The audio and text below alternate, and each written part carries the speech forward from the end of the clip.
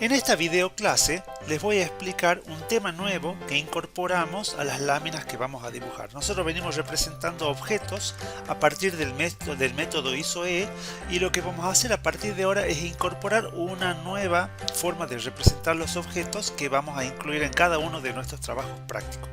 Para eso, a mí me parece importante que refresquemos un poco qué era el método ISO-E y qué particularidades tiene. Esto que tenemos acá a la vista es un gráfico que aparece en la norma IRAM que nos recuerda en qué consiste el método. Representábamos un objeto que lo planteábamos en el espacio de una forma particular, es decir, el objeto se ubicaba de manera que sus caras principales se ubican perpendicular a los planos de proyección. A partir de ahí proyectábamos sobre cada uno de esos planos y luego que proyectamos, imaginariamente abatimos esos planos, ¿se acuerdan? Giramos esos planos de manera que queden todo en un mismo plano y ahí obtenemos la vista anterior, la vista superior, lateral izquierda o derecha según hayamos necesitado.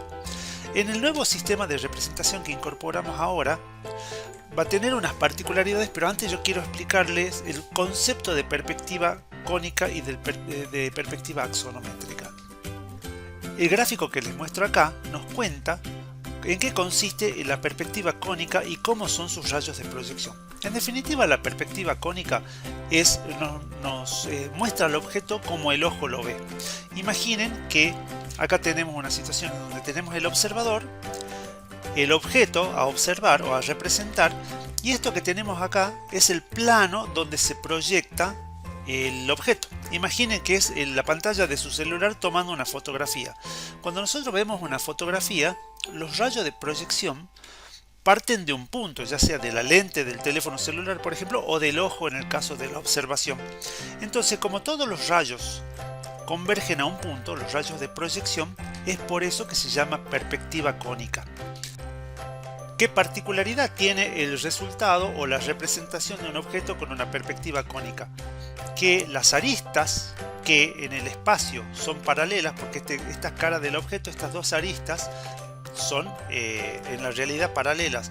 En el caso de la representación cónica, en lugar de ser paralelas en el dibujo, son convergentes a un punto. Fíjense que todas estas líneas rojas van a estar convergiendo, van a estar yendo todas a un mismo punto que se llama punto de fuga.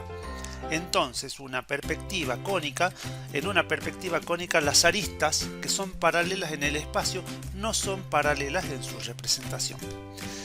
En el caso de el otro tipo de perspectiva, que es lo que vamos a ver nosotros en la materia, que se llaman axonométricas, tienen como diferencia fundamental que los rayos son paralelos, no son convergentes a un punto, sino que los rayos de proyección son paralelos entre sí. Esto quiere decir que en la representación, cuando nosotros tengamos el resultado del objeto dibujado, todas aquellas aristas que son paralelas en el espacio, paralelas en el objeto, van a ser paralelas en su representación. Acá no eran paralelas y acá son paralelas. Esa es una de las diferencias importantes. ¿Esto qué quiere decir? Que el tamaño del objeto representado no depende de la distancia del observador. Cuando uno toma una fotografía, si el objeto está más lejos, uno lo ve más pequeño, ¿no es cierto? Bueno, en las perspectivas axonométricas no.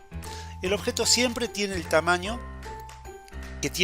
real, o sea que todas las medidas se conservan y no se produce ninguna distorsión. Y lo que decíamos recién, que las líneas paralelas en la realidad del objeto son también paralelas en su representación. Miren cómo una medida en una vista cónica, este segmento, si yo lo proyectara en una posición más alejada, tendría una altura más pequeña. En cambio, en la perspectiva axonométrica lo que ocurre es que las alturas, no importa qué tan atrás, si se quiere, qué tan lejos o qué tan cerca del observador están, las medidas se conservan. Esa es otra de las características distintivas más importantes. Acá en esta diapositiva se resume entonces lo que agregamos como modo de representación. Veníamos trabajando sobre la representación de las vistas, de las caras del cuerpo, a una nueva representación en donde en un mismo plano, esta va a ser nuestra hoja, en un mismo plano, vamos a representar no una cara, cada cara por separado, sino una representación en donde el cuerpo muestra en su misma representación las tres caras más relevantes del cuerpo elegido. Acá está la tercera cara del otro lado. Entonces, lo que resumimos relación a este tipo de perspectiva es que la proyección axonométrica es un tipo de proyección paralela. Ya hemos dicho por qué, porque los rayos de proyección son paralelos, donde el objeto se gira a lo largo de un punto o más de sus ejes con relación al plano de proyección. Entonces teníamos en el método ISO-E, el objeto no estaba girado. En el método en las axonométricas, el cuerpo se lo gira, se lo reposiciona para yo poder ver más de una cara en una sola representación. Esto que está explicado está escrito en detalle en la norma IRAM, que es lo que nosotros vamos a cumplir, que es la norma IRAM 4501, donde bajo el título Método de proyección explica los distintos tipos de representaciones axonométricas que vamos a poder elegir. De todas las representaciones que tenemos, vamos a trabajar con una. ¿Cuál es la diferencia entre una representación axonométrica o una proyección axonométrica y otra de las posibles? Fíjense, acá tenemos tres ejemplos de axonometrías posibles, que lo que está cambiando, si se observa, es que si bien los rayos son paralelos, es decir, las aristas que son paralelas en el espacio son paralelas en su representación, la particularidad, por ejemplo, entre esta y esta es que en el primero se destacan las caras, las dos caras de la derecha y la cara de la izquierda, pasando en segundo plano la vista superior. En el caso de esta representación, toma importancia la cara frontal, se ve con más importancia esto, y en un segundo nivel de importancia la vista lateral. Y acá en la última, fíjense cómo cobra importancia la vista superior por sobre las otras vistas. ¿Qué quiere decir con esto? Que la elección del tipo de perspectiva axonométrica que yo hago depende de qué es lo que quiero mostrar en relación al objeto que tengo que representar. Hay objetos que es más importante una parte o importante otra, entonces elijo mostrarlo más desde arriba o más desde frente a una cara o más desde frente a otra cara. En el caso de la axonometría isométrica, que esa es la que vamos a usar en el cursado, en la norma IRAM hay más de una explicada. Ustedes tienen que consultar el texto de la norma, hay una actividad también relacionada con eso. Van a ver que hay tres que son las más importantes, de las cuales nosotros durante el cursado vamos a trabajar con solo una, que se llama perspectiva isométrica o axonometría isométrica. La palabra iso viene del término igual, como para que ustedes se acuerden, isométrica, porque tiene la particularidad que cada eje, fíjense este cuadrito, este gráfico lo resume, la posición de cada uno de los ejes, el eje X y el Y y el Z, están en una posición tal que el ángulo entre ellos es igual, por eso es isométrica, 120 entre uno, 120 y 120. Esto quiere decir que si nosotros trazamos así el eje Z, por ejemplo, el eje Y en la otra dirección y el eje X en la otra dirección, fíjense cómo está indicado acá, lo que tenemos que el ángulo entre cada uno de los ejes, como está marcado aquí, es de 120 grados. ¿Sí? Entonces esta va a ser la particularidad de la perspectiva isométrica, la primer particularidad. Cuando uno tiene esta distribución, lo que termina sucediendo en la representación, si va a ser nuestra línea horizontal de referencia en nuestras perspectivas, es que va a resultar habiendo 30 grados en esta dirección y 30 grados en esta dirección. Entonces esa va a ser la ventaja que va a tener estas perspectivas, porque vamos a poder usar la escuadra de 30 grados, como vamos a ver en la explicación de los trabajos prácticos y en los videos que acompañan la actividad en el aula virtual.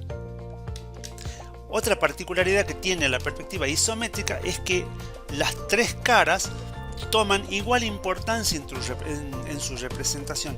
Hace rato nosotros veíamos que había una perspectiva en donde la parte de arriba, la vista, las caras que miraban hacia arriba eran más importantes. Había otra perspectiva, como es el caso de la dimétrica, en que una de las caras toma importancia en relación a las otras dos.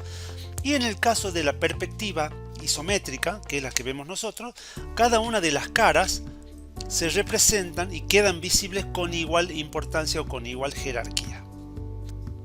En relación a la posición del objeto, dice la norma que se sitúa con sus caras principales, eje y aristas paralelos a los planos coordenados. El objeto se debe orientar mostrando su vista principal y las seleccionadas en su proyección ortogonal. ¿Qué quiere decir? Que la posición que nosotros elegimos del objeto para su representación tiene que ser tal que las caras que vemos, que elegimos ver, sean las caras más representativas. Es decir, que el objeto va a tomar una posición tal que con esas tres vistas yo voy a tener la mejor vista del objeto. Entonces ustedes cuando dibujen, cuando elijan representar un objeto, tienen que tener la atención de elegir la mejor posición. Si nos remitimos al caso de la maqueta, acá yo les muestro la maqueta con la que venimos trabajando. Fíjense que si yo tengo que elegir una perspectiva isométrica, y bueno, yo no sería conveniente que como posición elige esta para la representación, porque no estoy mostrando en una misma vista las caras más representativas. Entonces una mejor vista sería elegir esta, porque con una sola posición, con una sola vista, muestro las caras que son más representativas del objeto. Entonces, cada vez que ustedes comiencen un trabajo de perspectiva isométrica, lo que tienen que pensar, así como en el método ISOE, pensar cuál era la cara más significativa, que era la vista anterior. En este caso van a tener que pensar en el objeto que tienen que representar cuál es la mejor vista, la mejor posición para comenzar a dibujar, y que al final el resultado sea el objeto mostrado de la mejor manera.